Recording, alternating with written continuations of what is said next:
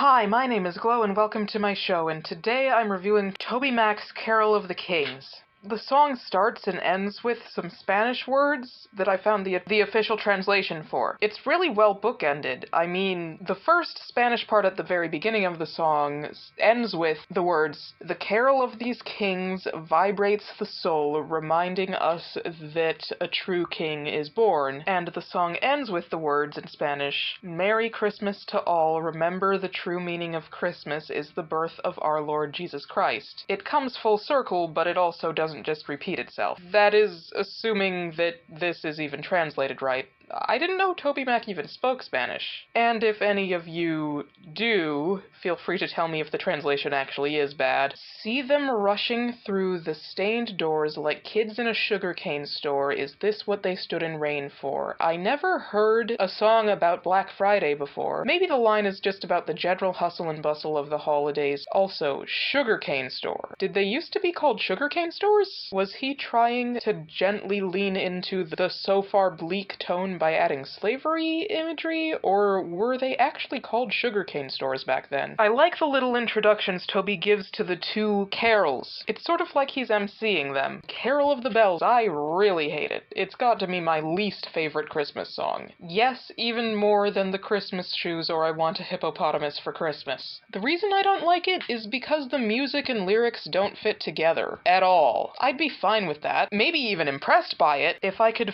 figure out any reason for it, like how The Sound of Silence or Mother Knows Best from Disney's Tangled both sound a bit too cheerful to be so dark. Yes, I know those aren't Christian songs. I don't care. They're good. Go listen to The Sound of Silence if you want an existential crisis for Christmas, and go listen to Mother Knows Best if you want to remember what a great villain Mother Gothel was. Songs of good cheer. So scary. Then again, the idea that minor keys, which is what Carol of the Bells is written in, are sad or scary sounding is very much a Western idea. Maybe this was written somewhere else. I should look that up. Or maybe it actually used to be just all around as scary as it sounds, even with the lyrics. But then it was rewritten, kind of like All Fly Away's lyrics are completely different than they used to be. No panic, no stress, opposite security threat. So it is about Black Friday, and the hustle and bustle. The message of this isn't even just Jesus is the reason for the season. It's also saying, relax. Christmas is supposed to be joyful and peaceful. I would think that was a good message, but it's not achievable for most people. Everyone has relatives that don't like them, or who are just hard to buy for, and that's if you even have a family that wants you around and have the resources to make it to wherever they're gathering anyways. Can you tell I've experienced a lot of this firsthand? Still, it's Christmas, and he is right that Christmas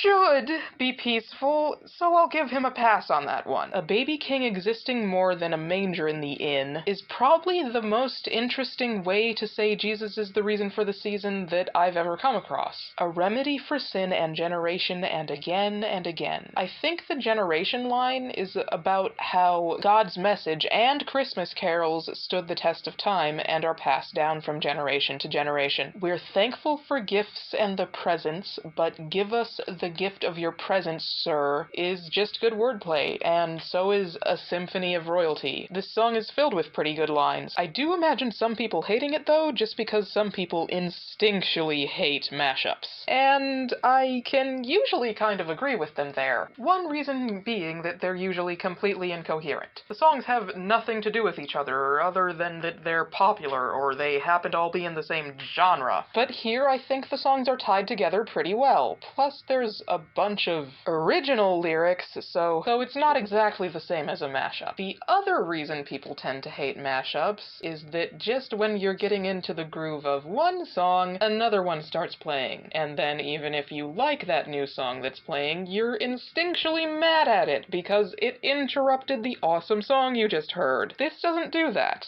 They sing the most iconic parts of both Carol of the Bells and We Three Kings. He kept in the most iconic parts of both Carol of the Bells and We Three Kings, plus added a bunch of awesome lines of his own. Overall, It's pretty amazing that anyone could possibly make a version of Carol of the Bells that I actually like, so this song's pretty great.